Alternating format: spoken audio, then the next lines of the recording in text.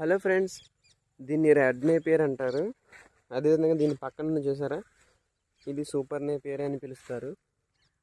అయితే దీనికి డిఫరెన్స్ ఏంటంటే, రెడ్ నేపియర్లో కొంచెం నూగు అంటాం కదా, వైట్గా ముళ్ళులాగా ఉంటుంది, అది కొంచెం ఎక్కువగా ఉంటుంది అన్నమాట. సూపర్ నేపియర్ అయితే కొంచెం తక్కువ ఉంటుంది. ఈ రెండు కూడా గేదెలకి, ఆవులకి, అలాగే గొర్రెలు, మేకలు ఇవన్నీ కూడా బాగా ఇష్టంగానే తింటాయి. అయితే చాపింగ్ చేసి యూజ్ చేయడం చాలా బెటర్ అనమాట. వాటి రూమెన్ అనేది పాడవకుండా ఉంటుంది. అంటే డైజెషన్ అనేది ఫ్రీగా జరుగుతుంది అనమాట చాపింగ్ చేయడం వలన. ఖచ్చితంగా చాఫ్ కటర్ యూజ్ చేస్తే మ్యాక్సిమం రిజల్ట్ అనేది ఉంటుంది. ఇది చూసారు కదా, సూపర్ నేపియర్. మేము ఆ రెడ్ నేపియర్ అనేది ఊరికే జస్ట్ 2 చోట్ల మాత్రమే వేసాము, 2 దుబ్బులు. ఎలా ఉంటుంది ఏంటని చెప్పి. ఇదంతా కూడా సూపర్ నేపియర్.